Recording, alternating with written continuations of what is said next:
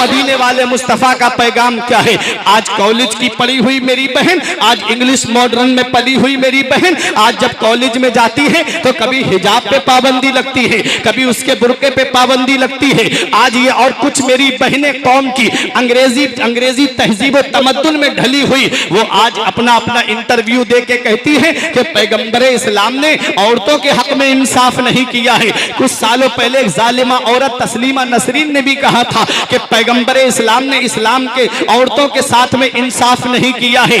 आज भी कुछ मॉडर्न तरीके की लड़कियां हैं जो आज ये जुमला बोल देती है कि पैगंबर इस्लाम ने औरतों के हक में इंसाफ नहीं किया। मर्दों को घूमने का हुक्म दे दिया, औरतों को चार दीवारी के अंदर कैद रहने का हुक्म दे दिया, औरतों को पर्दे में रहने का हुक्म दे दिया, औरतों को बुर्के में रहने का हुक्म दे दिया। मैं आपसे पूछता हूं, मेरी मां बहनें भी इस प्रोग्राम में आई हुई हैं, इस्लाम की मुकद्दस शहजादियों सुनो, दो तरह की चीजें होती हैं, एक लोहा होता है और एक सोना होता है। आप लोहार की दुकान पे जाएं, जब आप सरिया सीमेंट की दुकान पे जाते होंगे तो आपने देखा होगा सरिया को बाहर डाल दिया जाता है, उसे अंदर नहीं बल्कि बाहर छोड़ दिया जाता है और दुकानदार दुकान बंद करके घर चला आता है और सरिया दुकान के बाहर पड़ी रहती है। और एक सोना है, सोना जिसे तुम बाहर नहीं रखते हो बल्कि अंदर तिजोरी में छुपा करके रखते हो, अंदर तिजोरी में उसको छिपा करके किसी की नजर ना पड़ जाए। मैं पूछना चाहता हूं, दोनों दुनिया की चीजें हैं, सोना भी दुनियावी चीज है, लोहा भी दुनियावी चीज है, लेकिन लोहे को बाहर क्यों डाल दिया जाता है, सोने को अंदर छुपा के क्यों रखा जाता है? तो तुम्हारा एक ही जवाब होगा, मौलाना सोना कीमती है, कीमती। मैंने कहा अब भी कुछ समझ में नहीं आया, ये इस्लाम की माँ और बहनें जो है ये एक कीमती चीज है, इसलिए पैगंबर इस्लाम ने इन्हें खुलेआम घूमने का हुक्म नहीं दिया बल्कि पर्दे का हुक्म दिया है ताकि तुम पर्दे में रहो, तुम्हारे ऊपर किसी जालिम की नजर न पड़ने पाए, तुम्हारे ऊपर किसी दरिंदे की नजर न पड़ने पाए। जब तुम पर्दे में रहोगी, इस्लाम के रास्ते पे चलोगी तो तुम्हारी इज्जत भी महफूज रहेगी, तुम्हारी आबरू भी महफूज। नारे तकबीर, आगे से पीछे तक हाथ उठाकर बोले नारे तकबीर, नारे रिसालत, नारे रिसालत, मसलके आला हजरत, फैज़ाने आला हजरत, फैज़ाने आला हजरत, अज़मते मुस्तफा, शाने मुस्तफा, मुफ्ती फुरकान मंजरी साहिब किबला, नारे तकबीर, नारे रिसालत, जिंदाबाद जिंदाबाद। तो इसलिए जो कीमती चीज होती है उसे छुपा के रखा जाता है, जो कीमती चीज होती है उसे पर्दे में रखा जाता है। आपने देखा होगा कभी आप दुकान से केला खरीदे, फल की दुकान से, और केला खरीदने के बाद में उस केले को ऐसे ही रख दें, कोई मक्खी उस पे नहीं बैठेगी, और जैसे ही आप उससे छिलका छुटा देंगे, छिलके को छुड़ा देंगे और फिर उसके बाद केले को रखेंगे, उसके ऊपर मक्खियां बैठना शुरू हो जाती हैं। हो जाती हैं कि नहीं हो जाती है?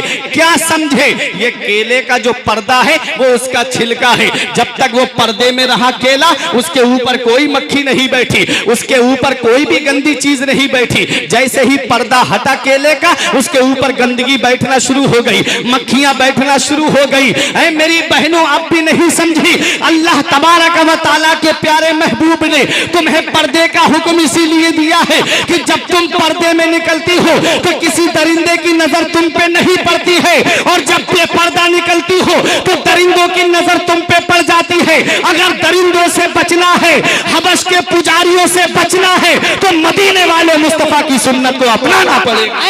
सुभान अल्लाह, सुभान अल्लाह, नारे तकबीर,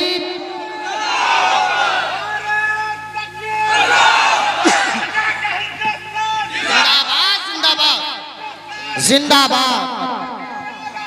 जिंदाबाद जिंदाबाद जिंदाबाद जिंदाबाद जिंदाबाद, या रसूलल्लाह जिंदाबाद जिंदाबाद। तो पैगाम दे दो उन मॉडर्न लड़कियों को जो कहती हैं पैगंबर इस्लाम ने औरतों के हक में इंसाफ नहीं किया। मैं कहना चाहता हूं मेरी बहन, अगर मेरे आका तेरे साथ इंसाफ नहीं करते तो आज तेरा वजूद दुनिया में नहीं होता। बेशक हक है, बेटियों का वजूद नहीं होता इस दुनिया में। और ऐ मेरी बहन, ऐ मेरी इस्लाम की बेटी, ऐ मेरी इस्लाम की माँ, सुनो, जब तुम पर्दे में रहती हो, जब तुम बुर्के में रहती हो, तो तुमसे मदीने वाले मुस्तफा राजी होते हैं। मोहब्बत से बोलो सुभान अल्लाह। तुमसे मदीने वाले मुस्तफा राजी होते हैं, हजरत फातिमा राजी होती है। अरे जब तुम पर्दे के साथ निकलती हो तो नबी तुमसे राजी होते हैं, जब तुम पर्दे के साथ निकलती हो तो तुमसे हजरत फातिमा राजी होती है, जब तुम पर्दे में रहती हो तो इमाम हसन राजी होते हैं, इमाम हुसैन राजी होते हैं, और जब पर्दे बेपर्दा निकलती हो तो अमेरिका वाले खुश होते हैं, जापान वाले खुश होते हैं, जर्मन वाले खुश होते हैं, जर्मन वाले खुश होते हैं। इसलिए ऐ मेरी बहन, अब तुझे इख्तियार है, चाहे तो अमेरिका वालों को राजी कर ले, चाहे तो अफ्रीका वालों को राजी कर ले, चाहे तो जर्मन और जापान वालों को राजी कर ले, या पर्दे में रह करके हजरत फातिमा को राजी कर ले, या पर्दे में रह करके हजरत ज़ैनब को राजी कर ले। जब तू पर्दे में रहेगी तो हजरत फातिमा तुझसे राजी हो जाएंगी, हजरत ज़ैनब तुझसे राजी हो जाएगी, और हजरत फातिमा राजी हो गई, हजरत ज़ैनब तुझसे राजी हो गई, तो दुनिया की बहारें तेरे लिए हैं, उक़बा के नजारे तेरे लिए। सुभान अल्लाह, सुभान अल्लाह, जिंदाबाद जिंदाबाद, नारे तकबीर, नारे रिसालत, मसलके आला हजरत, जिंदाबाद जिंदाबाद। हजरात, तो पैगाम दे दो उन्हें जो कहती हैं कि नबी ने इंसाफ नहीं किया औरतों के हक में। देखो मेरे नबी ने कैसा इंसाफ किया। सुनो उर्रा बाजार के जिंदा दिल मुसलमानों, कैसा इंसाफ किया मदीने वाले मुस्तफा ने। मेरे नबी की आमद से पहले ये वही मक्का है, ये उलमाए किराम तशरीफ फरमा है, सबकी दुआएं लेते हुए। मेरे नबी की आमद से पहले ये वही मक्का है जहां किसी के घर में बेटी पैदा हो जाती तो वो अपने आप को सबसे बड़ा मनहूस समझता था, सबसे बड़ा नहूसत वाला समझता था। उसके बारे में लोग चौराहों पे जिक्र करते थे, कहते थे कि देखो फला के घर में बेटी ने जन्म लिया है, फला बहुत बड़ा मनहूस है। वो इस आर की वजह से, इस शर्मिंदगी की वजह से अपनी उस छोटी सी बेटी को उठा करके जमीन में जिंदा गाड़ आता था। हजरात, ये हाल था नबी की आमद से पहले, बेटियों को जमीन में जिंदा गाड़ दिया जाता था। मेरे नबी की आमद से पहले भाई अपनी बहन को खुद अपने हाथों से ज़िबाह कर देता था, अपनी बहन का खुद मर्डर भाई कर देता था, ताकि मैं किसी का साला ना कहलाऊं, कोई मेरा बहनोई ना कहलाए। और माँ का हाल ये था प्यारे मुसलमानों, अगर किसी औरत का शौहर मर जाता तो उसको बाजार में ले जा करके बेच दिया जाता था।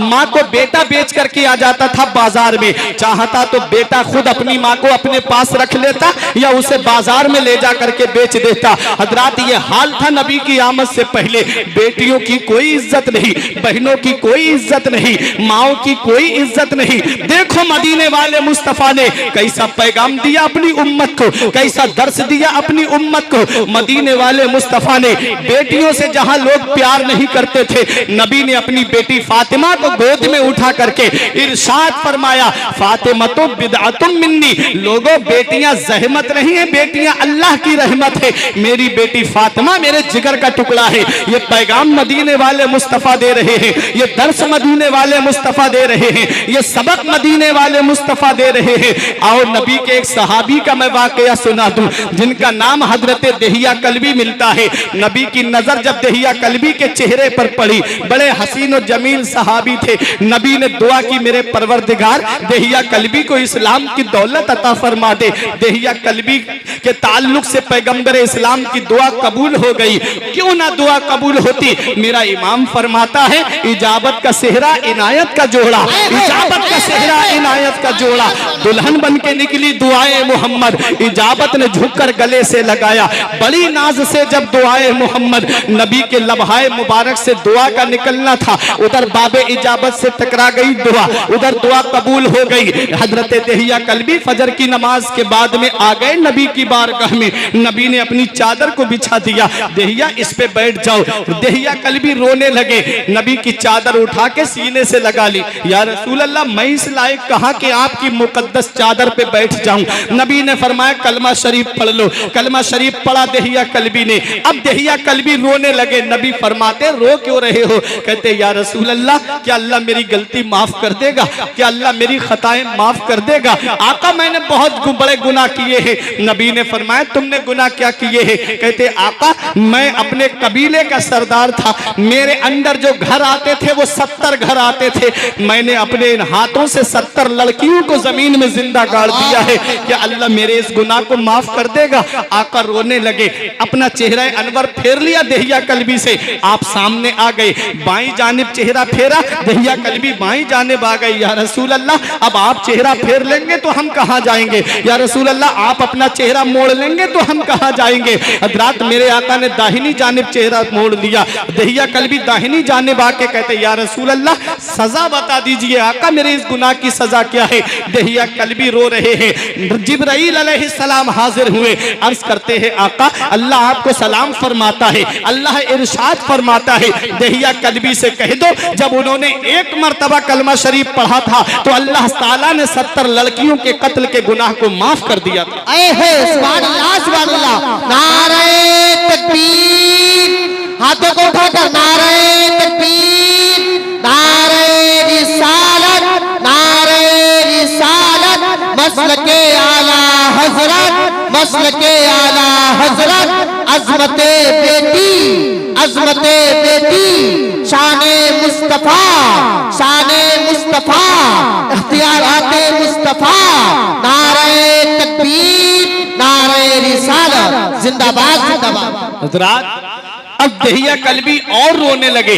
नबी ने फरमाया अब रोने की वजह क्या है? कहते या रसूल अल्लाह एक गुनाह को मैं भूल नहीं पा रहा हूँ। नबी ने फरमाया क्या है? कहते या रसूल अल्लाह मैं अपनी बीबी को उम्मीद से छोड़ करके गया था, मैं अपनी बीबी को हामला छोड़ के गया था, विलादत करीब थी या रसूल अल्लाह, मैं अपनी बीबी से ये कह के गया था कि बेटा पैदा हो तो खुशी का इजहार करना, लड़का पैदा हो तो मोहल्ले में मिठाई बांटना, और अगर बेटी पैदा हो जाए तो गला दबा करके मार देना। अल्लाह अकबर। वो कहते हैं कि जब मैं बाहर चला गया तिजारत के लिए, वापस आया कई साल के बाद में, जब दरवाजा खटखटाया तो फूल सी बच्ची ने मेरे घर का दरवाजा खोला। मैंने पूछा ए बच्ची तू कौन है? उस बच्ची ने कहा आप कौन है? दहिया कल्बी बोले मैंने कहा मैं इस घर का मालिक हूँ। उस बच्ची ने कहा मैं इस घर के मालिक की बेटी हूँ। वो बच्ची मेरे कदमों से लिपट गई, बाबा आप कहाँ चले गए थे? मेरे बाबा मैं आपका कब से इंतजार कर रही थी। बाबा मैं रोजाना अम्मी से पूछती थी अम्मी मेरे अब्बू कहाँ चले गए हैं,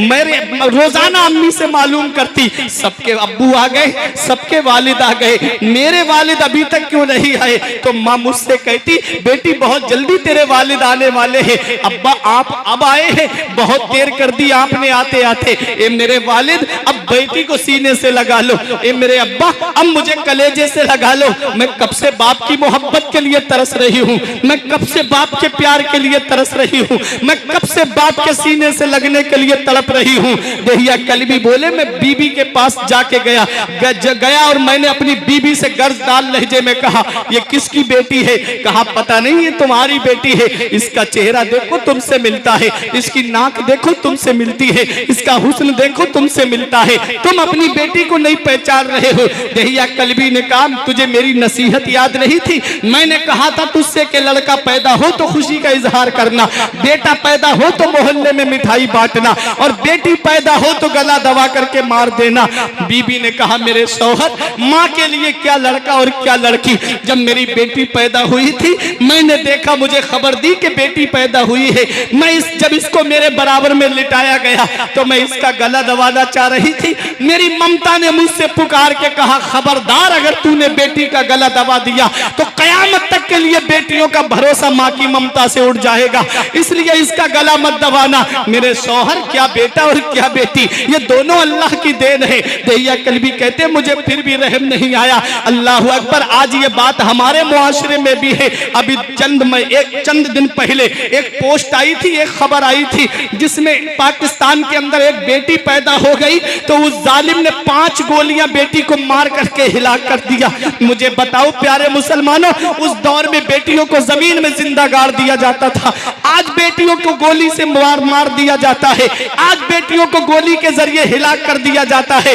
याद रखो, पहले लोग जमीन में जिंदा गाड़ दिया करते थे। पहले के लोग बेटियों को इतनी मोहलत तो देते थे, पहले के लोग बेटियों को इतना तो मौका देते थे कि दुनिया में आकर के सांस ले लेती थी। आज का बाप तो इतना जालिम हो गया है, अल्ट्रासाउंड के जरिए, सोनोग्राफी के जरिए पता चल जाता है डॉक्टर के यहाँ पर जाकर के कि माँ के पेट में लड़की है, तो उस बेटी को वहीं पर कत्ल करा दिया जाता है।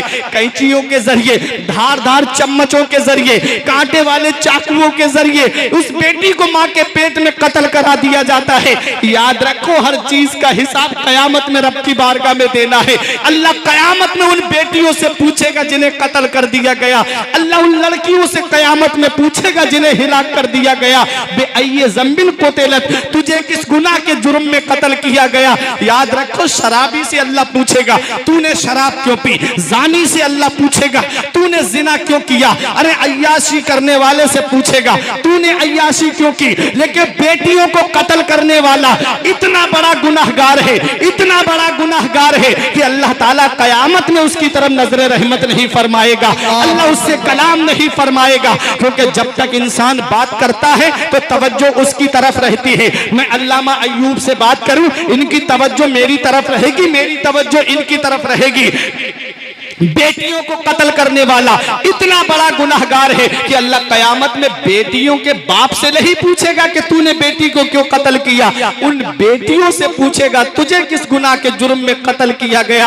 याद रखो प्यारे मुसलमानों, आज हमने दुनिया का जायजा लिया है, अगर किसी के यहाँ बेटी पैदा हो जाती है तो उसके घर में खाना नहीं बनता, पूरे घर के अंदर सोग और गम मनाया जाता है। अभी हॉस्पिटल के अंदर मैं था, वहां पर मैंने देखा कि एक के यहाँ पर बेटी पैदा हो गई तो ना दादी की आवाज अंदर से निकली, ना दादा की आवाज अंदर से निकली, और ना उस पैदा होने वाली बच्ची की फूफियों के अंदर से आवाज निकली। मैं सोच में पड़ गया, ये औरत भी तो कभी बेटी रही होगी, ये बहन भी तो कभी बेटी रही होगी। आज वही बेटी की पैदाइश पे चेहरा बिगाड़ रही है, आज वही बेटी की पैदाइश पे अपने आप को गमी में शुमार कर रही है, अब पूरे घर के अंदर मातम सा बर्पा कर दिया है।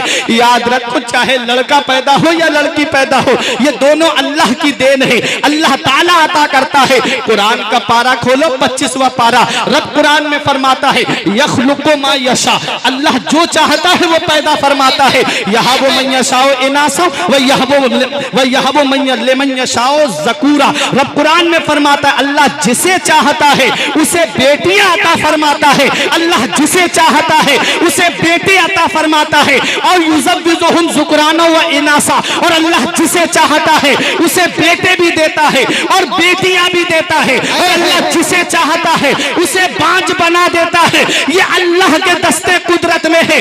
औलाद क्या है ये उससे पूछो जिसके पास औलाद नहीं है।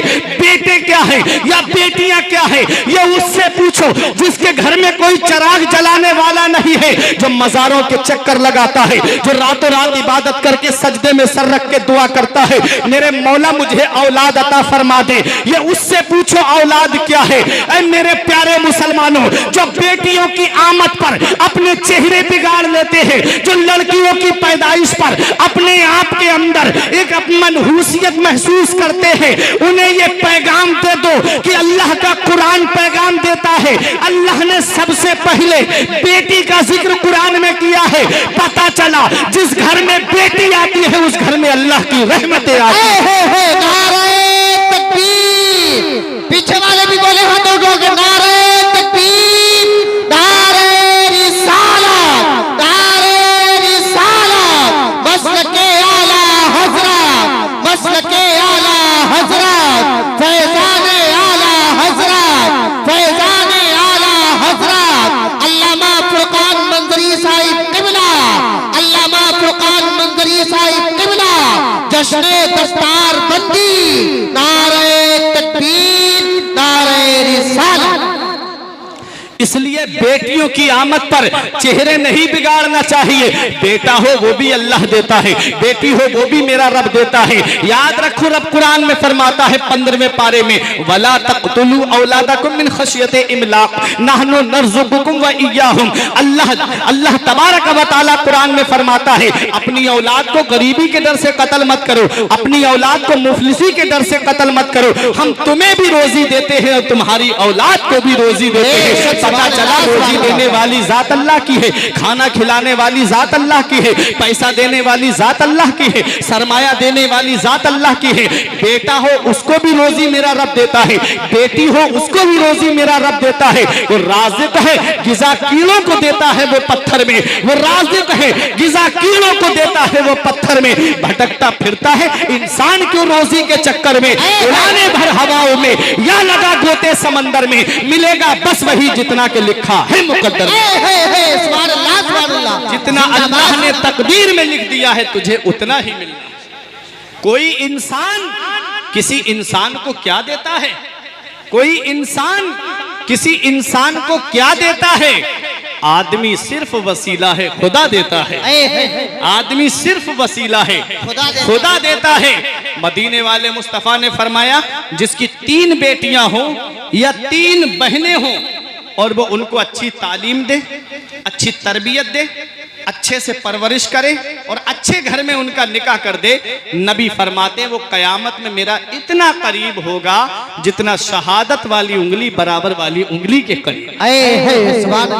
उंगलियां इस लायक नहीं कि मैं मिसाल दे सकूं, लेकिन तकरीब ज़हन के लिए कह रहा हूं। जितनी ये उंगली आप देख रहे हैं कितना फासला है इसके बीच में। नबी फरमाते जिसकी 3 बेटियां हो या 3 बहनें हो और वो उनको अच्छी तालीम और तरबियत दे और अच्छे घर में उनका निकाह कर दे, वो कयामत में मेरा इतना करीब होगा। एक सहाबी खड़े हुए, या रसूल अल्लाह जिसकी 2 बेटियां हो वो क्या करे? नबी ने फरमाया जिसकी 2 बेटियां हो वो अच्छी तालीम दे, अच्छी तरबियत दे और अच्छे घर में उसका निकाह कर दे, वो भी कयामत में मेरा इतना ही करीबी होगा। ये वही मक्का है जहां बेटियों को जमीन में जिंदा गाड़ दिया जाता था। ये बेटियों से लगाव किसने दिया? ये बेटियों से मोहब्बत करने का पैगाम किसने दिया? ये मदीने वाले मुस्तफा ने पैगाम दिया है। एक सहाबी खड़े हुए, या रसूल अल्लाह किसी जिसकी 1 बेटी हो वो क्या करे? नबी ने फरमाया जिसकी 1 बेटी हो अच्छी तालीम दे, अच्छी तरबियत दे, अच्छे से परवरिश करे और अच्छे घर में उसका निकाह कर दे, वो भी कयामत में मेरा इतना ही करीबी होगा। ऐ प्यारे मुसलमानों, ये मदीने वाले मुस्तफा हमें पैगाम दे रहे हैं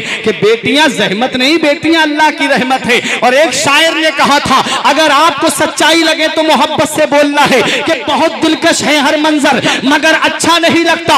हसनैन भाई बहुत दिलकश है हर मंजर मगर अच्छा नहीं लगता, तुम्हारे बिन न जाने क्यों सफर अच्छा नहीं लगता।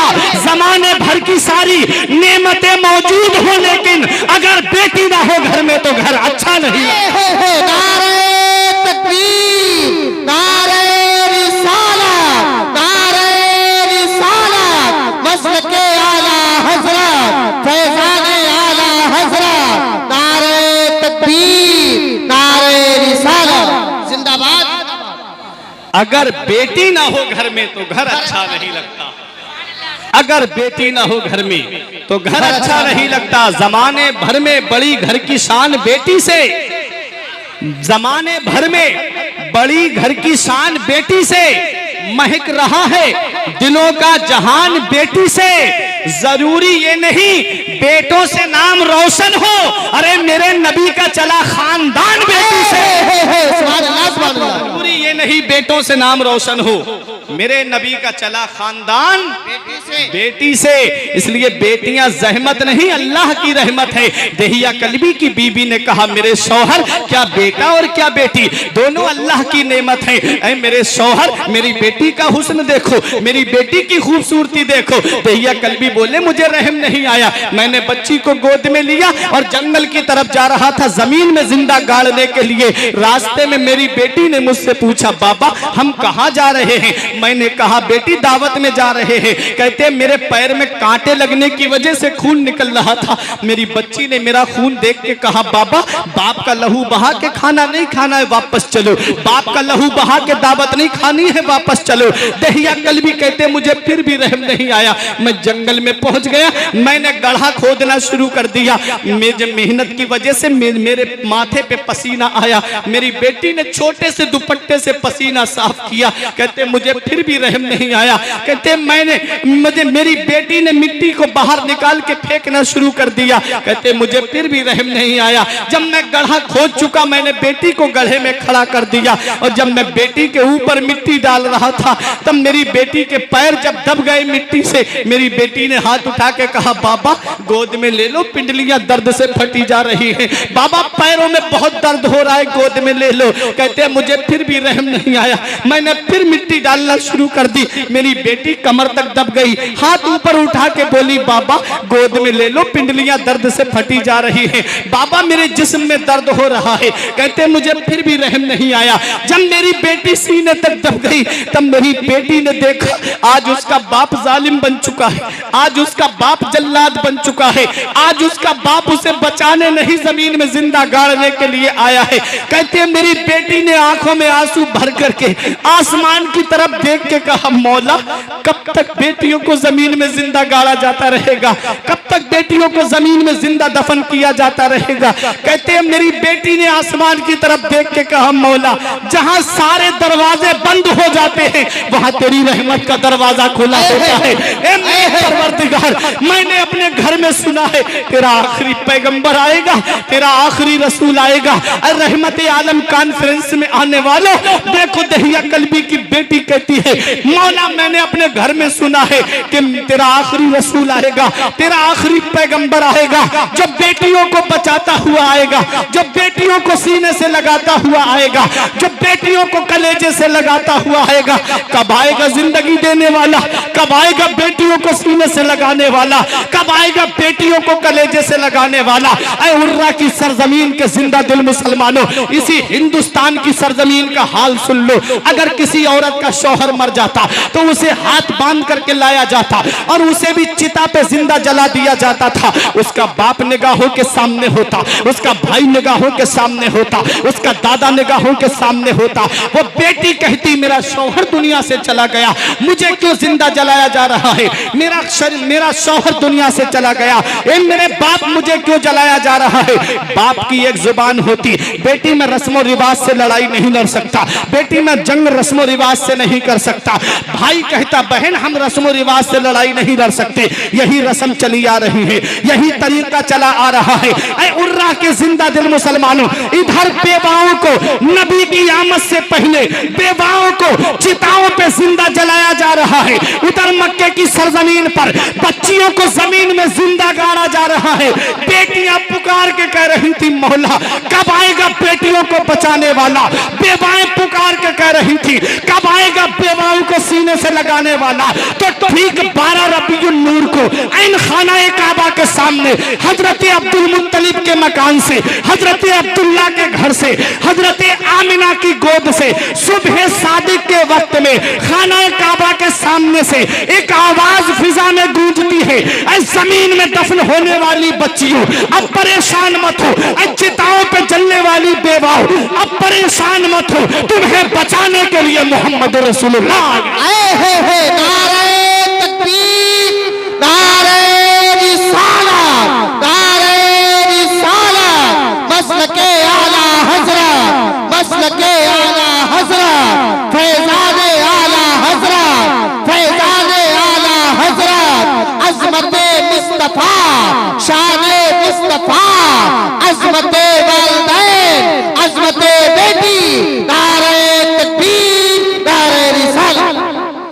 मुस्तफा आए बेवाएं मुस्कुराने लगी, मुस्तफा आए यतीम मुस्कुराने लगे, मुस्तफा आए कमजोर मुस्कुराने लगे, मुस्तफा आए गुलाम मुस्कुराने लगे, मुस्तफा आए लागर मुस्कुराने लगे, मुस्तफा आए कमजोर मुस्कुराने लगे। बेवाएं पुकार के कह रही थी हमें सीने से लगाने वाला पैगंबर आ गया। बेटियां पुकार के कह रही थी हमें जमीन में जिंदा दफन होने से बचाने वाला पैगंबर आ गया। गुलाम पुकार के कह रहे थे हमें आजादी दिलाने वाला पैगंबर आ गया। और यतीम पुकार के कह रहे थे हमारे सर पे दस्ते शफकत फेरने वाला पैगंबर आ गया। आला हजरत पुकार के कहती थी बेवा इलाही भेज जलवा नूर का, कहती थी बेवा इलाही भेज जलवा नूर का। दफन होती बच्चियां तकती थी रास्ता नूर का। नारियों का दौर था, नारियों का दौर था, दिल जल रहा था नूर का। तुमको देखा हो गया ठंडा कलेजा नूर का। सुबह तैबा में हुई पड़ता है बाड़ा नूर का, सदका लेने नूर का आया है तारा नूर का। तेरी नस्ले पाक में है बच्चा बच्चा नूर का, तू है आईने नूर तेरा सब घराना। अल्लाह अकबर, अल्लाह अकबर, या रसूलल्लाह, या रसूलल्लाह, जिंदाबाद जिंदाबाद। बहुत अच्छे। मुस्तफा आए बेवाएं मुस्कुराने लगी। अल्लाह सलामत रखे, हजरत के इल्म अमल और उम्र में बरकतें अता फरमाए। आमीन रात तो ये वही मक्का है जहां बेटियां पैदा होती थी तो उन्हें जमीन में जिंदा गाड़ दिया जाता था। मदीने वाले मुस्तफा ने बेटियों से प्यार करना सिखाया। ये वही मक्का है जहां भाई अपनी बहन को खुद अपने हाथों से ज़िबा कर देता था ताकि मैं किसी का साला न कहलाऊं, कोई मेरा बहनोई न कहलाए।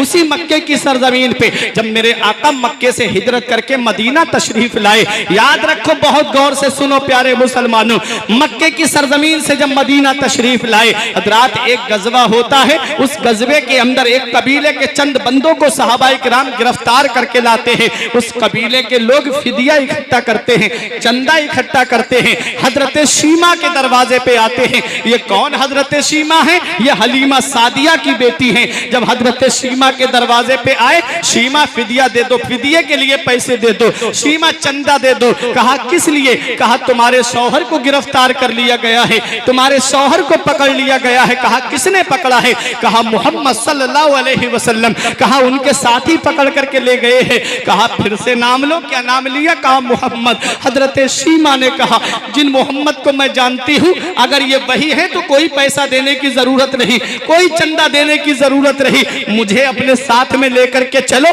मैं तुम्हारे कबीले के लोगों को छुड़ा के लाऊंगी। कहा शीमा वो तुझे नहीं पहचानते, शीमा वो तुझे नहीं जानते, शीमा वो मक्के से हिजरत करके मदीना आए हैं, तुम फिदिये के पैसे दे दो हम खुद छुड़ा के ले आएंगे। कहा नहीं मुझे साथ में लेकर के चलो।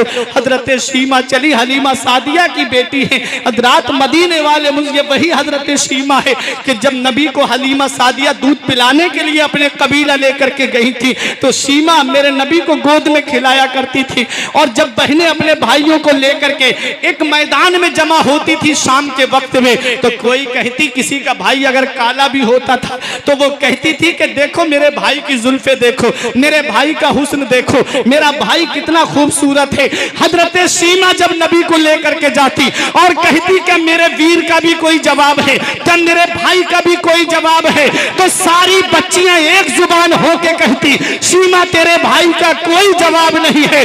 तब हजरत शीमा दुआ करती या रब्बे इब्क़ि लना, ऐ मेरे परवरदिगार आज मेरा भाई बच्चों का सरदार है, मुझे उस वक्त तक सलामत रखना, मुझे उस वक्त तक जिंदा रखना।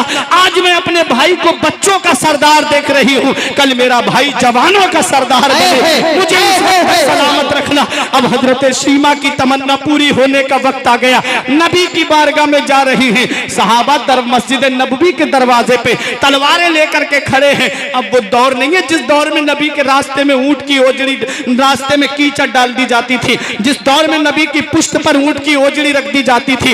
अब वो दौर नहीं है जिस दौर में नबी के रास्ते में कांटे डाल दिए जाते थे। अब वो दौर नहीं है जिस दौर में नबी के गले में चादर का फंदा डाल दिया जाता था। अब तो जिब्राइल भी बगैर इजाजत नबी की बारगाह में दाखिल नहीं होते हैं। हजरत सीमा चली जा रही थी, परवाना वार तलवार के दस्ते से टकरा गई। सहाबा ने फरमाया, ए औरत कहाँ दीवाना वार चली जा रही है, तुझे पता नहीं है इमामुल अंबिया की बारगाह है, ये दोनों आलम के मालिक व मुख्तार की बारगाह है, ये शहंशाह कौनो मका की बारगाह है, तू इनकी बारगाह में जा रही है। ए औरत जरा अदब के साथ रहे। तब हजरत सीमा ने कहा, खल्लू सबीली, मेरा रास्ता खाली कर दो, मुझे नहीं पहचानते, मैं तुम्हारे नबी की बहन लगती हूँ। मेरे आका का कोई सगा भाई नहीं था, मेरे नबी की कोई सगी बहन नहीं थी, मेरे आका दुर्रे यतीम है, माँ के शिकम में नबी ने तन्हा परवरिश पाई है, लेकिन हलीमा सादिया की बेटी है हजरत सीमा, इसलिए रजाई बहन हुई। और हलीमा सादिया के एक बेटे थे जिनका नाम अब्दुल्ला था, वो रजाई भाई हुए। मदीने वाले मुस्तफा की बारगाह में जब हजरत सीमा पहुंची, नबी की नजर हजरत सीमा के चेहरे पे पड़ी, उठ के खड़े हो गए आका अपनी बहन के इस्तकबाल के लिए। इरशाद फरमाया, मेरी बहन कैसे आना हुआ, मुझे बता देती, मैं तेरे दरवाजे पे आ जाता। हजरत सीमा ने कहा, हमारे कबीले के लोग गिरफ्तार कर लिए गए हैं, मेरे शौहर को भी पकड़ लिया गया है। नबी ने फरमाया, सबको रिहा कर दिया जाए। रात उसके बाद नबी ने सहाबा से फरमाया, मेरे सहाबा, मैं हर मामले में तुमसे मशवरा करता था, ये मेरे सहाबा, आज मैंने तुमसे मशवरा नहीं किया, मैंने तुमसे बगैर मशवरा किए लोगों को रिहा कर दिया।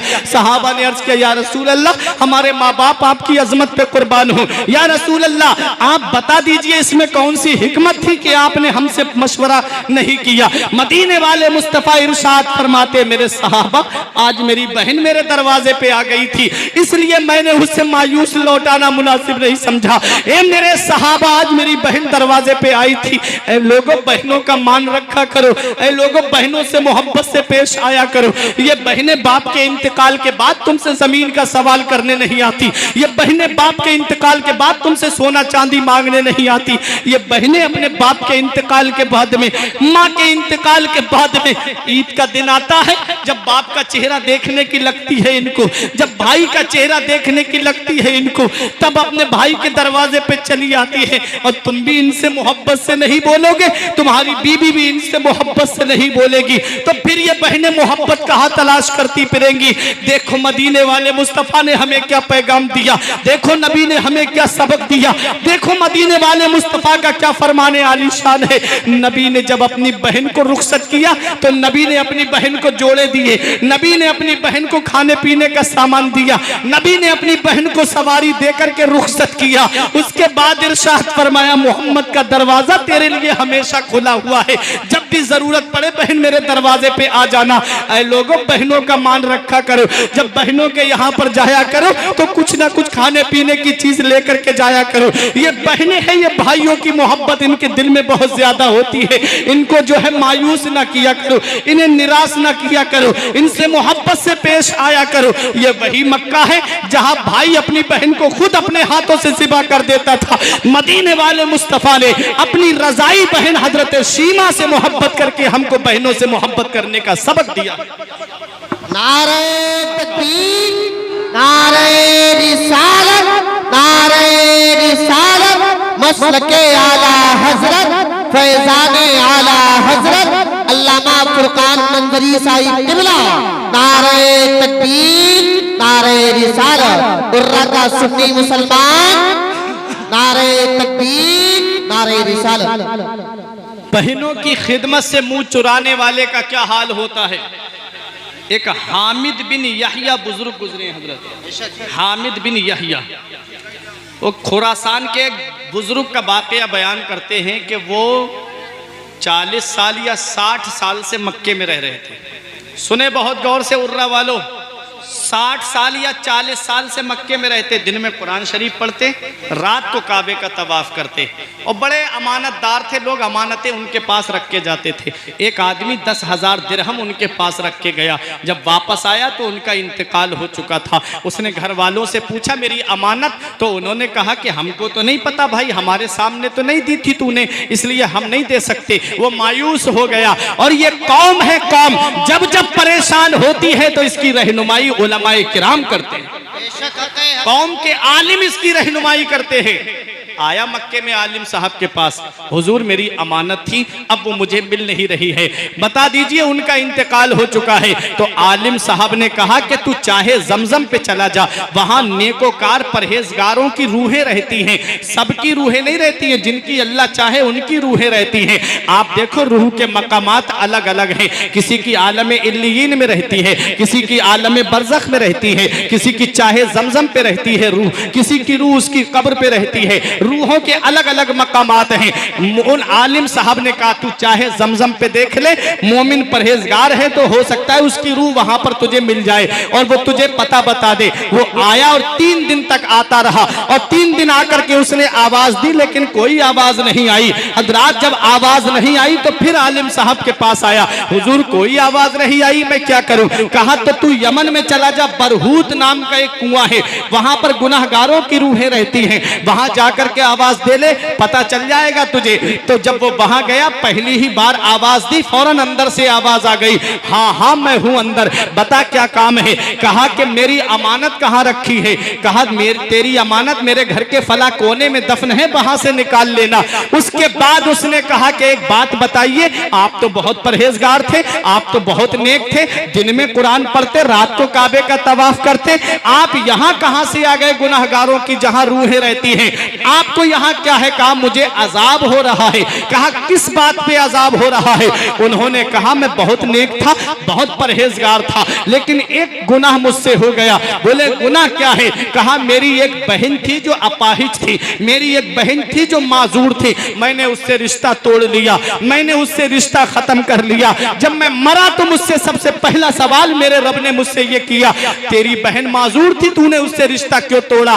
तू तो चैन से सोता रहा, तेरी बहन परेशान रही, तू तो पेट भर के खाना खाता रहा, तेरी बहन भूखी रही, तू तो पेट भर के पानी पीता रहा, तेरी बहन प्यासी रही, अरे तू तो नए नए लिबास पहनता रहा, तेरी बहन पूरे फटे पुराने कपड़े पहनती रही, तेरी बहन इधर उधर से मांग करके गुजारा करती रही।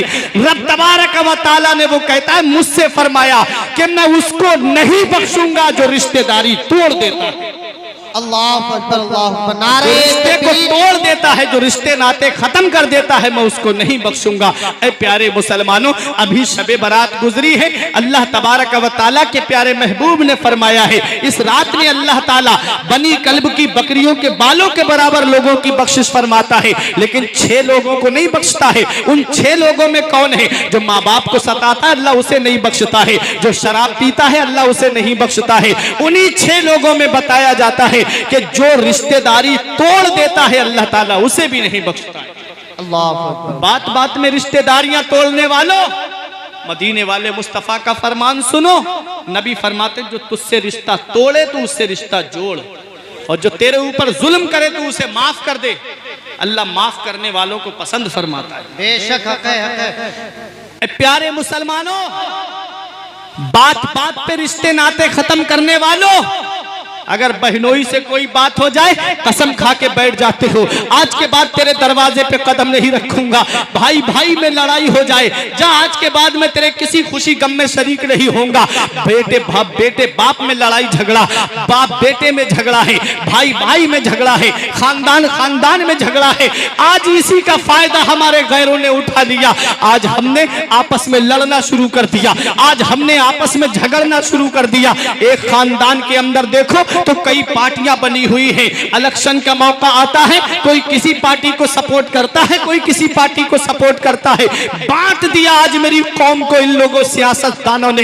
याद रखो, जब तक तुम मिलकर के रहे, जब तक तुम एक होकर के रहे, जब तक तुम नबी की शरीयत पे अमल करते रहे, जब तक तुम रब की बारगाह में झुकते रहे, सारी दुनिया तुम्हारे सामने झुकती रही। जैसे ही तुम्हारे अंदर इख्तिलाफात हुए, जैसे ही तुम्हारे अंदर आपस में बंटवारे हुए, उसका फायदा गैरों ने उठा लिया। अगर चाहते हो कि जिंदगी कामयाबी से गुजर जाए, चाहते हो कि दुनिया में जिंदगी सुकून से गुजर जाए, तो आज भी एक हो करके रहो। जो रिश्तेदारियां में आपस में ना इत्तेफाकी हो गई है, उन रिश्तेदारियों को आपस में जोड़ लो। अल्लाह का कुरान कहता है इन्नमल मुमिनूना इख्वा फअस्लिहू बैना अखवैकुम, मुसलमान आपस में भाई भाई हैं। अगर उनमें लड़ाई झगड़े की वजह से दूरी हो गई है तो उनके अंदर सुलह करा दो, मुसलमानों को आपस में मिला। याद रखो, बात कहां से निकली? बहन से रिश्ता तोड़ लिया था जिसकी वजह से अजाब हो रहा था। बात बात में रिश्ते नाते तोड़ने वालों, अगर रिश्तेदारियों में कुछ दरार आ गई है तो उस दरार को भर दो और आपस में एक हो जाओ, क्योंकि सिला रहमी का हुक्म हदीस में बहुत ज़्यादा दिया है और कुरान में भी कई मकामात पर सिला रहमी का हुक्म आया है कि अपने करीबी रिश्तेदारों के साथ भी भलाई करो। हजरात, ये वही मक्का है जहाँ भाई अपनी बहन को खुद अपने हाथों से ज़िबा कर देता था। मदीने वाले मुस्तफ़ा ने अपनी रज़ाई बहन हजरत शीमा से मोहब्बत करके हमको बहनों से प्यार करने का सबक दिया है। अब आखिरी बात सुनो, तकरीर खत्म होने जा रही, क्योंकि मेरे बाद अल्लामा हसनैन मंजरी साहिब किबला का खिताब आप सुनेंगे। हो सकता है कि शायद आपकी समझ में बात ना आती हो, क्योंकि कुछ भाइयों ने बाहर जाकर के इकट्ठे होकर के खड़े हो गए हैं। याद रखो, जलसगाह में तशरीफ लाएं। ये प्रोग्राम आपको हर साल देखने को नहीं मिलता है, कई सालों के बाद ये प्रोग्राम हो रहा है और यहाँ पर आप बैठिए। ये इतनी मेहनतें अल्लामा अय्यूब साहिब किबला ने की हैं। तुम्हें क्या पता कि कैसे पैसा इकट्ठा किया जाता है जलसे के लिए, कैसे इंतजामात किए जाते हैं जलसे के लिए। बहुत सारे अखराजात होते हैं, तब कहीं जाकर के ये हसीन गुलशन सजाया जाता है। नारे रिसालत, शायर इस्लाम इस्लामुद्दीन बरकाती साहिब किबला, नारे तकबीर, नारे रिसालत। आखिरी बात सुने, ये वही मक्का है जहां औरत के शौहर का इंतकाल हो जाता तो वो माँ बेटों की विरासत में आ जाती थी। बेटा अपनी माँ को ले जाके बाजार में बेच आता या उसे अपने पास रख लेता। उस मक्के की सरजमीन पर मदीने वाले मुस्तफा ने अपनी रजाई माँ हलीमा सादिया से मोहब्बत करके लोगों को माँ का मर्तबा बताया, माँ की शान बताई। और एक बार मेरे आका मस्जिद नबवी शरीफ के कोने में बैठ के आंसू बहा रहे थे। सहाबा ने अर्ज किया, या रसूल अल्लाह, आपके रोने की वजह क्या? नबी फरमाते, आज मुझे मेरी माँ के वो जुमले याद आ रहे हैं, आज मुझे मेरी माँ के वो कलेमात याद आ रहे हैं जो मेरी माँ ने मुझसे आखिरी वक्त में कहे थे। सहाबाए किराम ने अर्ज किया, या रसूल अल्लाह, क्या कहा था आपकी माँ ने? मदीने वाले मुस्तफ़ा फरमाते हैं, मेरी माँ ने मुझसे कहा था, जब मेरी माँ मुझको लेकर के मदीना मुनव्वरा यसरब आ रही थी तो मकाम अबवा में मेरी माँ की तबीयत खराब हो गई। हजरात, नबी की वालिदा की तबीयत खराब हुई है, कोई आम खातून बीमार नहीं हुई है, कबीला कुरैश की एक मुअज्जज खातून बीमार हुई है। काफिले के सरदार ने कहा काफिला रोक दिया जाए, काफिले के सरदार ने कहा काफिला ठहरा दिया जाए। हजरात, काफिला वहीं ठहर जाता है। हजरात गिरामी, हजरत आमिना की जब तबीयत ज्यादा खराब हुई तो हजरत आमिना पे वो वक्त आया जो सब पे आना है, वो घड़ी आई जो सब पे आनी है, वो टाइम आया जो सब पे आना है।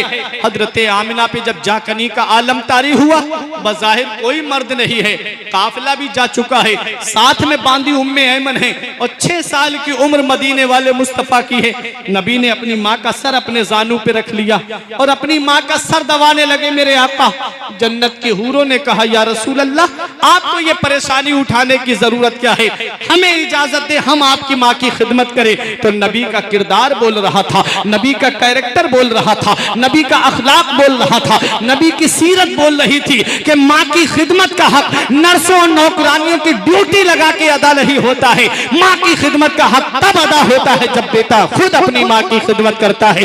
नबी अपनी माँ का सर दबा रहे हैं। हजरत आमिना जाकनी का आलम है, हजरत आमिना पे तारी। मेरे नबी की आंखों से आंसू निकले, माँ का साया सर से उठने वाला है। मेरे नबी की वालिदा ने आंखें खोल के देखा कि बेटा रो रहा है, अपना हाथ नबी के चेहरे पे फेर के कहा, मत रो मेरे लाल, आंसू मत बहा मेरे लाल, तू दुनिया में रोने के लिए नहीं आया है बल्कि रोते हुओं को हंसाने के लिए आया है। आंसू मत बहा मेरे लाल, तू दुनिया में आंसू बहाने के लिए नहीं आया है बल्कि बहते हुए आंसुओं को पोंछने के लिए आया है। बच्चे माँ बाप की मौत पे इसलिए रोते हैं कि माँ बाप के बाद में बेसहारा हो जाएंगे। अगर किसी के बाप के इंतकाल का वक्त करीब आ जाए, किसी की माँ के इंतकाल का वक्त करीब आ जाए तो कितने लोग होते हैं जो सहारा देने की बात करते हैं। चचा कहता है मत रो मेरे लाल, अभी तेरा चचा मौजूद है। ताऊ कहता है मत रो मेरे लाल, अभी तेरा ताऊ मौजूद है। खालू अलग सहारा देने की बात करता है, फूफा अलग सहारा देने की बात करता है। मदीने वाले मुस्तफा की शान पे कुर्बान जाओ। बाप का साया तो तभी सर से उठ गया जब मेरे नबी अपनी माँ के शिकम में थे। 6 साल के हुए माँ का साया भी सर से उठ रहा है, 8 साल के हुए दादा का साया भी सर से उठ गया। खुदाई हैरान है मेरे मौला, जिसे तूने सारे जहान के लिए रहमत बना के भेजा है, उनके साथ में ऐसा मामला। माँ के शिकम में है, बाप का साया उठ गया, 6 साल के हुए माँ का साया उठ गया, 8 साल के हुए दादा का साया उठ गया। तो रब की रहमतों ने जवाब दिया, हमारी रहमत के करिश्मात को तुम क्या जानो। अगर इनका बाप जिंदा होता, अगर इनकी माँ जिंदा होती, अगर इनका दादा जिंदा होता, तब ये इस्लाम का परचम बुलंद करते। तो बाप कहता, बेटा मेरे दबदबे के साए में तूने इस्लाम का झंडा लहराया है। माँ कहती, बेटा मेरी ममता के साए में तूने इस्लाम का परचम बुलंद किया है। दादा कहता, बेटा मेरे दबदबे के साए में तूने इस्लाम का परचम बुलंद किया है। परवरदिगारे आलम ने वो साए पहले ही उठा लिए ताकि दुनिया वाले देख ले कि जिसे मैंने अपना महबूब बनाया है उसे किसी के सहारे की जरूरत नहीं है, उसका खुदा उसका सहारा है, वो सारी खुदाई का सहारा है। जिंदाबाद या रसूलल्लाह, या रसूलल्लाह, जिंदाबाद जिंदाबाद जिंदाबाद। अल्लाह अकबर।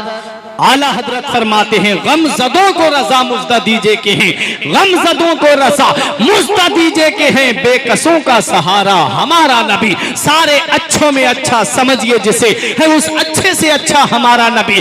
कौन देता है, देने को मुंह चाहिए, देने वाला है सच्चा हमारा नबी। हजरात मदीने वाले मुस्तफ़ा की वालिदा का साया सर से उठने वाला है। हजरात गिरामी मदीने वाले मुस्तफ़ा फरमाते हैं, मुझे मेरी माँ के वो जुमले याद आते हैं। मेरी माँ ने मेरे कानों को अपने लबों के करीब करके कहा था, मेरे लाल आमिना का जिक्र कभी खत्म नहीं होगा, आमिना का चर्चा कभी खत्म नहीं होगा, आमिना का नाम कभी नहीं मिटेगा, इसलिए कि तेरे जैसा पाकीज़ा बेटा छोड़ के जा रही हूँ, तेरे जैसा सुथरा बेटा छोड़ के जा रही हूँ। मेरा चर्चा मशरिक से लेके मगरिब तक, शिमाल से लेके जुनूब तक होगा। मेरे बेटे मेरा नाम कभी खत्म नहीं होगा। हजरात गिरामी मदीने वाले मुस्तफ़ा फरमाते हैं, मुझे मेरी माँ के वो जुमले याद आ रहे हैं जो मेरी माँ ने मुझसे आखिरी वक्त में कहे। नारे तकबीर, नारे तकबीर। खड़े हो जाएं, सैयद साहब का इस्तकबाल कर ले। सैयद साहब आ रहे हैं, आप तमामी हज़रात आगे ये जो बीच की जगह खाली इसको पूरी कर लें, जो बीच की जगह खाली इसको पूरी कर लें। जितना आप आगे आ जाएंगे उतना सैयद साहब से करीब हो जाएंगे आप, जितना आप आगे आ जाएंगे उतना सैयद साहब से करीब हो जाएंगे। लहक कर बोले, नारे तकबीर, नारे रिसालत, नारे रिसालत, मसलके आला हजरत, फैज़ाने आला हजरत, फैज़ाने आला हजरत, औलादे गौसे आज़म, औलादे गौसे आज़म, औलादे नबी, आले नबी, औलादे अली। खामोशी के साथ आप रात बैठ जाएं, आप रात बड़ी खामोशी के साथ बैठ जाएं। कुर्सी पे नहीं आइए, बैठ जाएं, आइए थोड़ा थोड़ा करीब आइए, सही साहब आगे। अस्सलाम वालेकुम।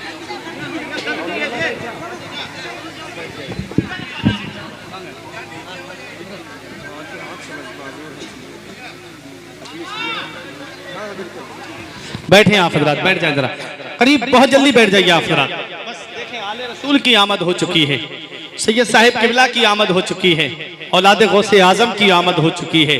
हजरात आला हजरत अजीमुल बरकत ने आले रसूल का अदब करके हमको दिखाया है, सैयदों का अदब करके हमको दिखाया है।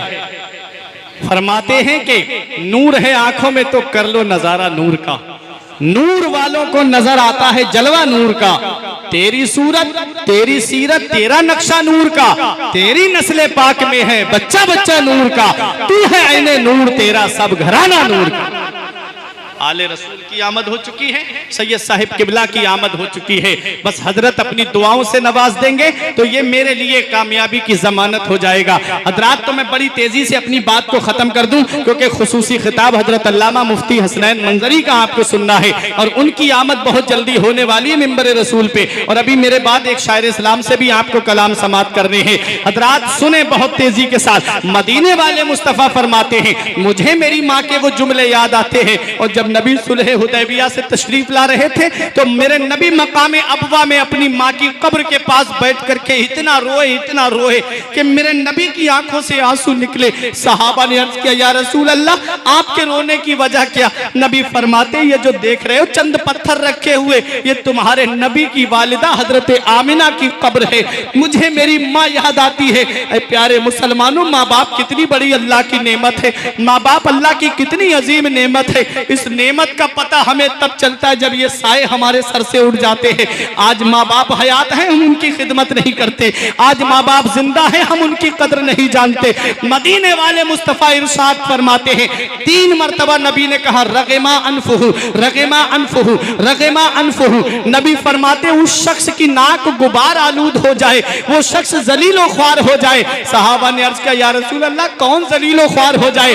नबी फरमाते, मन अदरका अबवाया, जो अपने माँ बाप को पाए, इंदल किबरे, बुढ़ापे में, जो अपने माँ बाप को बुढ़ापे में पाए और उन अपना दाखिला जन्नत में ना कराए, ऐसा शख्स जलीलो ख्वार हो जाए। क्योंकि माँ बाप की खिदमत से जन्नत मिलती है, माँ बाप की फर्माबरदारी से जन्नत मिलती है। लेकिन आज माँ बाप जब बुढ़ापे की दहलीज पे पहुंचे, चंद पैसे बेटा कमाने लगा, थोड़ी सी दौलत बेटा क्या कमाने लगा, उसने बूढ़े माँ बाप का बिस्तर घर से बाहर कर दिया। खुद के बच्चे एयर कंडीशनर रूम में रहते हैं, खुद के बच्चे एसी और कूलर वाले कमरे में रहते हैं, और बूढ़े माँ बाप है कि झोपड़ी में रह करके हाथ वाले पंखे से हवा करके अपनी जिंदगी बसर कर रहे हैं। क्या इसी दिन के लिए माँ बाप औलाद को जवान करते हैं?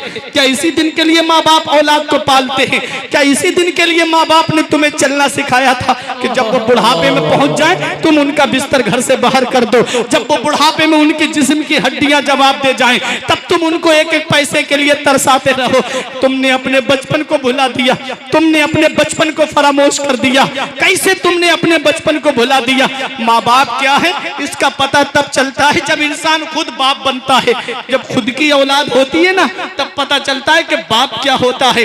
जब खुद की औलाद बीमार पड़ती है तब पता चलता है कि बाप क्या है। ऐ प्यारे मुसलमानों, जरा अपने बचपन को तो देखो, अपने बाप बैकग्राउंड में तो जाओ, अपने बचपने को तो याद करो कि आज तो दौर बड़ा तरक्की कर गया। आज का दौर तो इतना तरक्की याफ्ता दौर है कि आज तो हर घर में मोटरसाइकिल मिलेगी, आज तो अक्सर घरों में कारें मिलेंगी, आज तो आपको सवारियों का इंतजाम मिलेगा। उर्रा से रात के 12 बजे 2 बजे आप हाईवे पे पहुंच जाए, कोई ना कोई सवारी आपको जरूर मिल जाएगी। लेकिन जरा इन बुजुर्गों से पूछो, अब से 30-35 साल पीछे जरा पलट के तो चलो, किसी किसी के घर में साइकिल पाई जाती थी। ऐसा गरीबी का दौर गुजरा है, ऐसा गुर्बत का दौर गुजरा है। जब बचपन में आज तुम्हारी औलाद बीमार पड़ जाए, आज तुम्हारे बेटे को तकलीफ हो जाए, तुम डॉक्टरों के घरों के चक्कर काटते हो। उर्रा के डॉक्टर से फायदा नहीं होता, तुम नानपारा लेकर के भागते हो। नानपारा के डॉक्टर से फायदा नहीं होता, तुम बहराइच के डॉक्टरों को दिखाते हो, वहां से भी फायदा नहीं होता। लखनऊ, दिल्ली और मुंबई लेकर के जाते हो। क्या कहते हो? डॉक्टर साहब, जमीन बिके तो बिक जाए, मकान बिके तो बिक जाए, घर बार बिके तो बिक जाए, प्रॉपर्टी बिके तो बिक जाए, खुद को गिरवी रखना पड़ेगा तो रख दूंगा। मेरे बेटे को कुछ नहीं होना चाहिए, मेरी औलाद को कुछ नहीं होना चाहिए। यही मेरा बेटा मेरे बुढ़ापे का सहारा है, यही मेरा चश्मो चराग है। बड़ी मन्नतों के बाद मेरे घर में बेटा पैदा हुआ है, बड़ी दुआओं के बाद में मेरे घर में ये फूल खिला है। डॉक्टर साहब, मेरे बेटे को कुछ नहीं होना चाहिए। आज तुम्हारी औलाद बीमार पड़ी, आज तुम्हारा बेटा बीमार पड़ा, तुम परेशान हो गए, डॉक्टरों के घरों के तुमने चक्कर काट दिए। अरे नादानो, तुमने अपने बचपन को कैसे भुला दिया?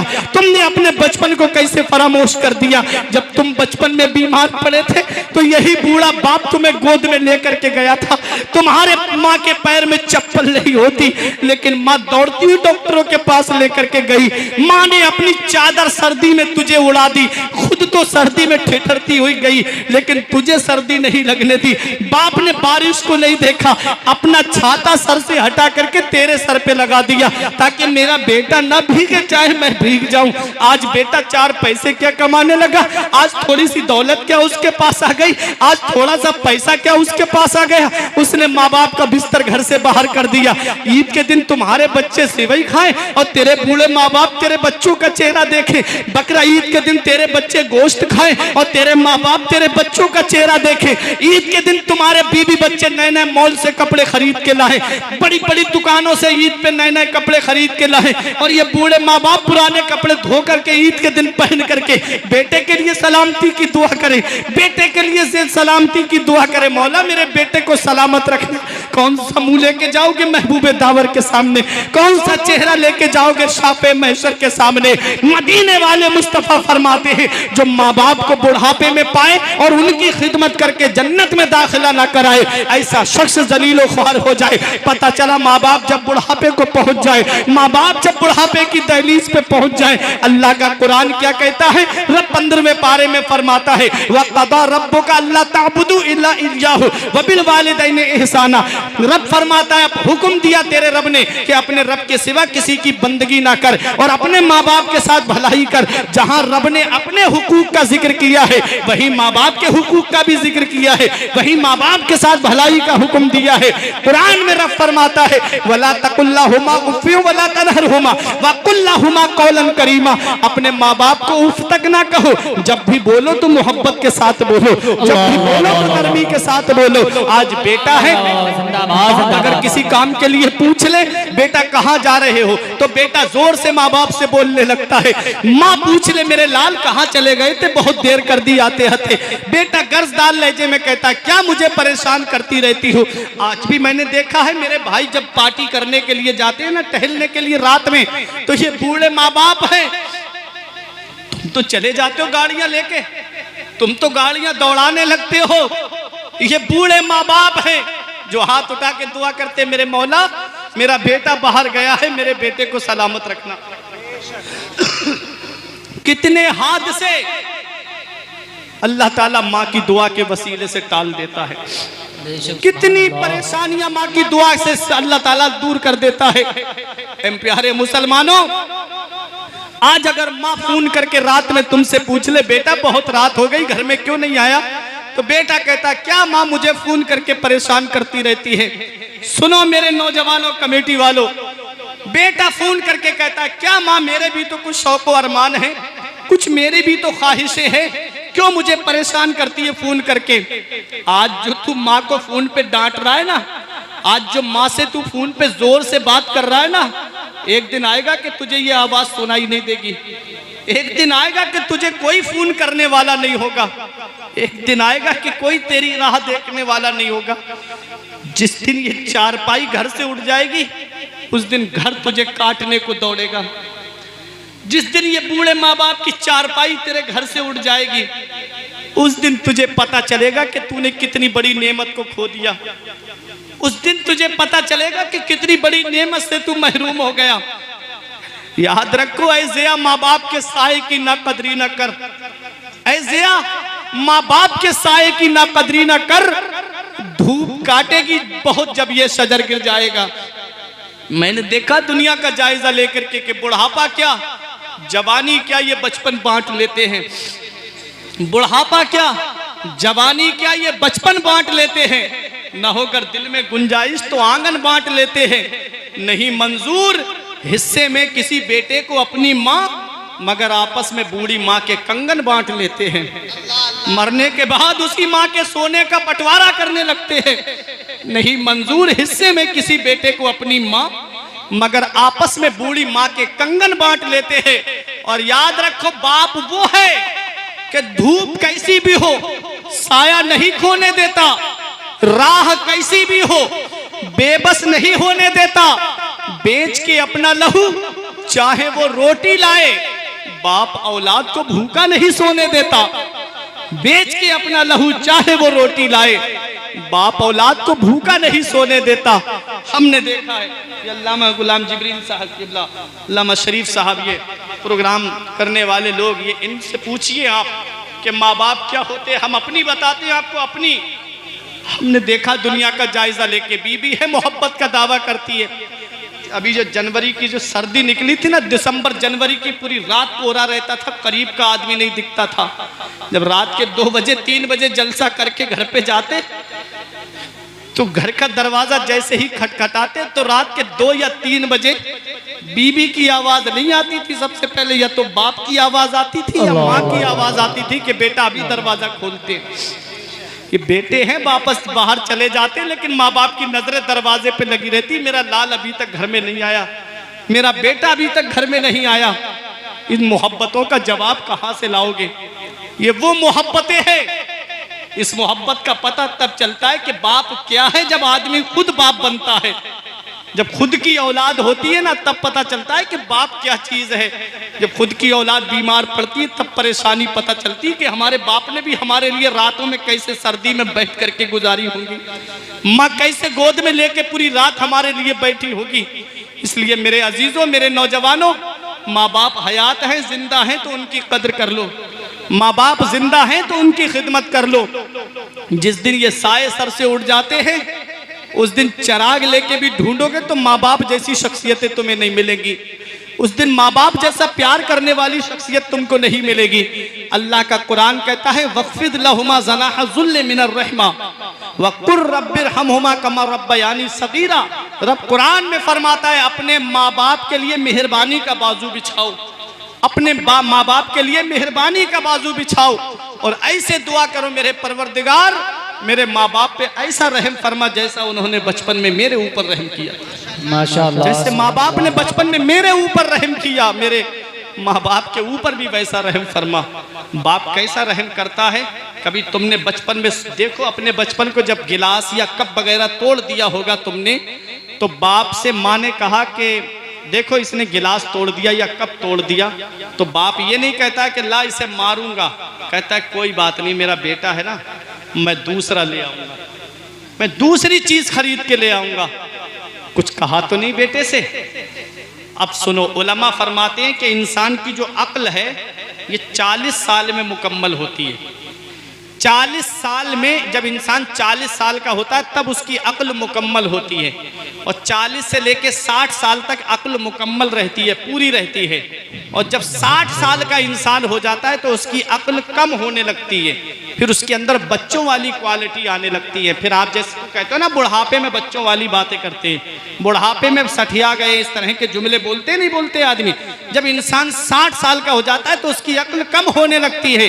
अल्लाह का कुरान कहता है कि अपने माँ बाप के लिए मेहरबानी का बाजू बिछाओ और ऐसे दुआ करो मेरे मौला मेरे माँ बाप पे ऐसा रहम फरमा जैसा उन्होंने बचपन में मेरे ऊपर रहम किया था।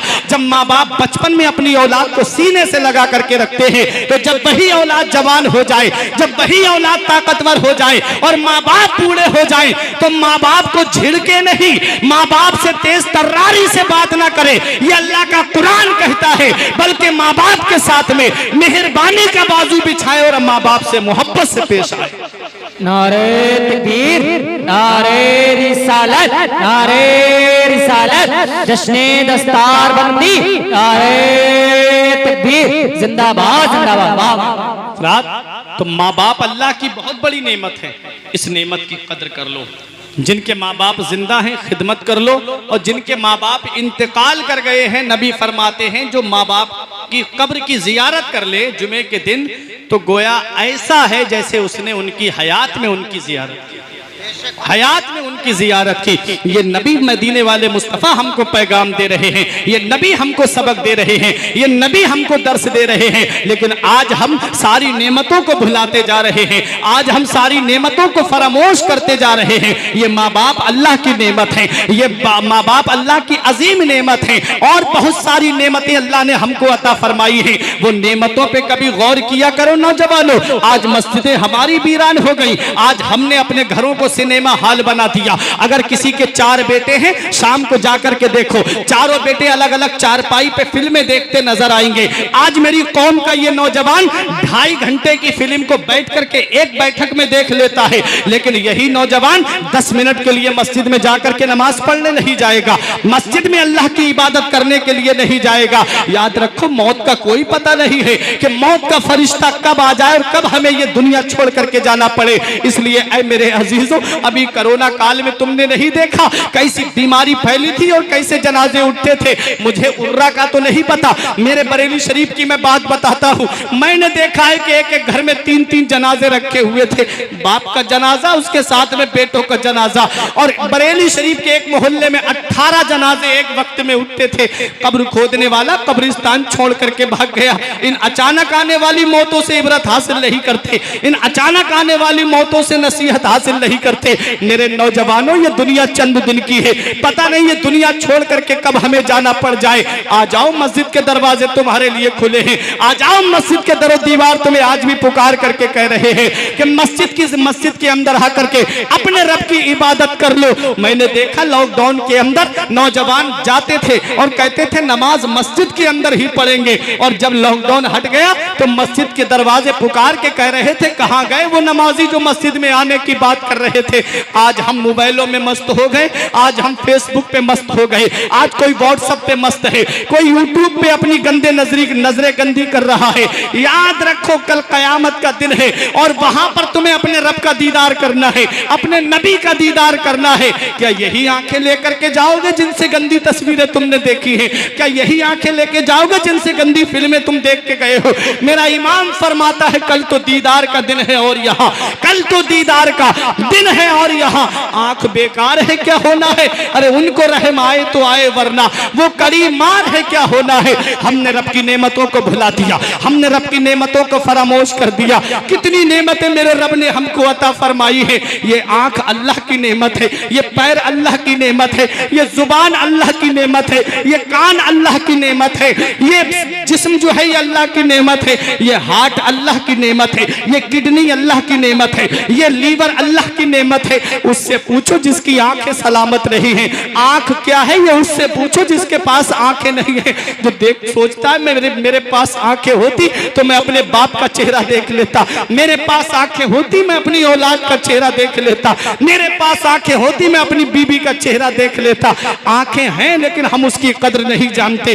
पैर कितनी बड़ी अल्लाह की नेमत है, उससे पूछो जिसके पैर सलामत नहीं। ये जुबान अल्लाह की कितनी बड़ी नेमत है, उससे पूछो जिसके पास बोलने की ताकत नहीं है।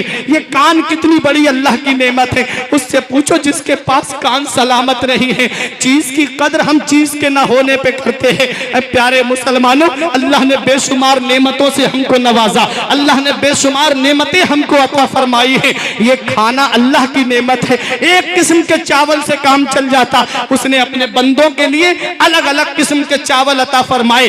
सुनो, चंद बातें बता के रुखसत होने वाला हूं कि अल्लाह ने किस्म किस्म के चावल हमको अता फरमाए। अगर तेरा पेट 9 बहार के चावल से नहीं भरता तो तू 11-21 का चावल खा के पेट भर ले। अगर उससे भी पेट नहीं भरता तो सरवती का चावल खा के पेट भर ले। अगर उससे भी तेरा पेट नहीं भरता तो तू बासमती का चावल खा के पेट भर ले। एक आटा है, उससे कितनी नेमतें अल्लाह ने हमें अता की। उसी आटे से रोटी बनती है, उसी आटे से नान बनती है, उसी आटे से पराठा बनता है, उसी आटे से समोसा बनता है, उसी आटे से जलेबी बनती है, उसी आटे से ब्रेड पकौड़ा बनता है, उसी आटे से पकौड़ी बनती है। एक सिर्फ रोटी से काम चल जाता, पेट भर जाता। उसने बेशुमार नेमतें हमें एक आटे से अता फरमाई। उसी आटे से पिज्जा बनता है, उसी से बर्गर बनता है। कितनी नेमतें मेरे रब ने हमको अता फरमाई। सिर्फ एक फल आम से हमारा काम चल जाता, पेट भर जाता। उसने हमें आम भी दिया, उसने हमें केला भी दिया, उसने हमें अनार भी दिया। खून की कमी हो जाए तो अनार खा ले, तेरा जिस्म का खून बढ़ जाएगा। अगर तेरे जिस्म के अंदर पानी की कमी हो जाए तो नारियल खा ले, उसका पानी पी ले, तेरे जिस्म के अंदर पानी की तरोताजगी आ जाएगी। कितनी नेमतें मेरे रब ने हमको अता फरमाई। कभी गौर करते हो, एक किस्म के गोश्त से काम चल जाता। उसने भैंस का गोश्त हमको दिया, मटन उसने हमको दिया, मुर्गा उसने हमको दिया, चिकन उसने हमको दिया। चिकन में भी अलग अलग क्वालिटी हमको दी। अगर सिर्फ चिकन कोरमे से पेट नहीं भरता तो चिकन काली मिर्च खा ले, चिकन चंगेजी खा ले। किस्म किस्म के खाने उस रब ने हमको अता किए। चाहिए, लेकिन हम है कि खाना खाते हैं लेकिन उसका शुक्र अदा नहीं करते, खाना खाते हैं लेकिन उसकी नेमतों का शुक्रिया अदा नहीं करते। कितने फल उस रब ने हमको अता किए, बादाम उसने हमें दिए ताकि तू खा ले, उसने हमको लीची अता की ताकि तू खा ले, उसने हमको किशमिश और छुआरा हमको अता किया ताकि तू खा ले। कितनी नेमतें उस रब ने हमको अता फरमाई। ये खेतियां अल्लाह की नेमत है, ये बाग अल्लाह की नेमत है, ये दुनिया में सरसब्जो शादाबी अल्लाह की नेमत है।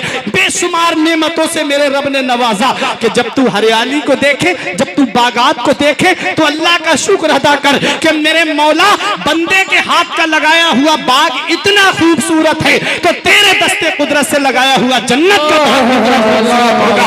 ये दुनिया का बाग मुझे जन्नत की बाग की याद दिलाए, ये दुनिया के मेवे मुझे जन्नत के मेवों की याद दिलाएं, ये दुनिया के फल फ्रूट मुझे जन्नत के फलों की याद दिलाएं। हजरात होना तो यही चाहिए था कि आज मेरा भाई दुबई में बैठा है, आज मेरा भाई सऊदी में है, आज किसी का भाई कतर में है, आज किसी का भाई अमेरिका में है। ये मोबाइल आ गया, आज मैं अपने भाई से बात करता हूँ, वीडियो कॉलिंग पे मेरा भाई मेरी निगाहों के सामने होता है, मेरा भाई, मैं अपने भाई को करीब में महसूस करता हूँ। मुझे तो चाहिए था मुसल्ला बिछा देता, रब की इबादत करता। मेरे मौला, मेरा भाई जहां मैं बात भी नहीं कर सकता अपने भाई से इतनी दूर है, आज मैं अपने भाई को अपने करीब पाता हूं। मुझे तो इबादत में सजदे बढ़ा देने चाहिए थे, मुझे मुसल्ला बिछा के अपने रब की इबादत करना चाहिए थी, लेकिन मोबाइल आ गया, गुनाह बढ़ गए।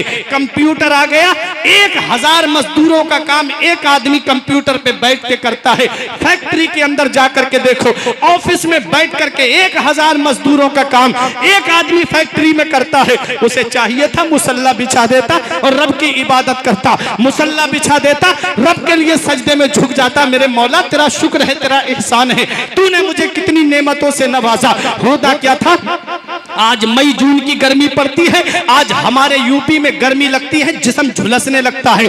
उधर नैनीताल में ठंडी ठंडी हवाएं महसूस होती हैं, उधर कश्मीर में ठंडी ठंडी हवाएं महसूस होती हैं, उधर दार्जिलिंग में ठंडी ठंडी हवाएं महसूस होती है। जब मैं इन नेमतों को देखूं मौला, मेरे यहाँ तो गर्मी लग रही है, मेरा जिस्म झुलसता जा रहा है और यहाँ मुझे ठंडी ठंडी